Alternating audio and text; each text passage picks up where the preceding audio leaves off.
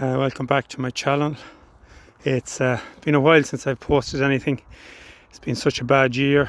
There's been so many bits and pieces to do and try to deal with the vagaries of the weather. But anyway, this in front of me here is the most disappointing job I've ever done.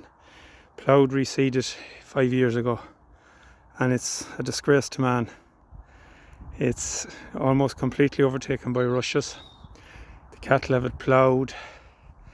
It was challenging when we actually done the ploughing and reseeding. It just wasn't done because of the weather to the standard I'd like.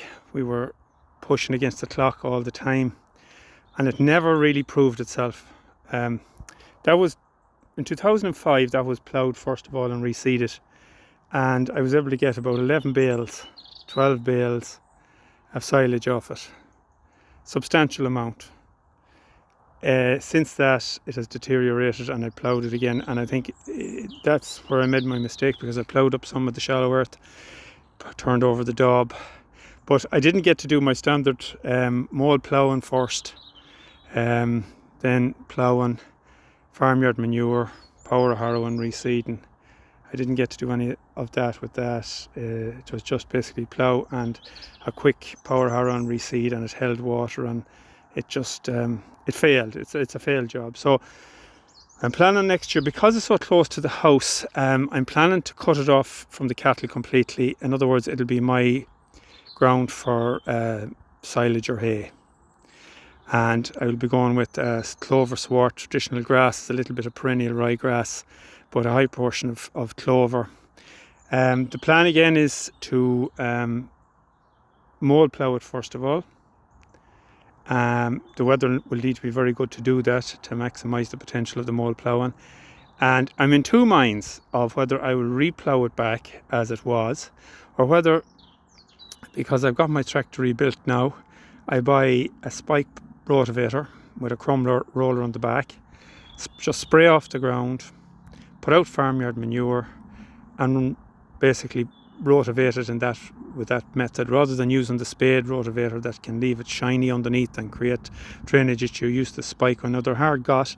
I have seen one that is available, which would suit my tractor horsepower, but it would be either that or go with the traditional method of ploughing, power harrowing, reseeding. Now this ground will need a lot of lime, because I've done lime status, pH status on all the farm, and it's not great.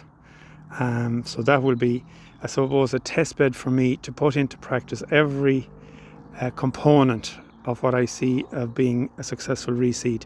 And I'm afraid spraying off vegetation, which I've never done before, will have to be part of it, because it's very difficult to get reseeds to take properly, and over a course of 2 or 3 years the weed comes back.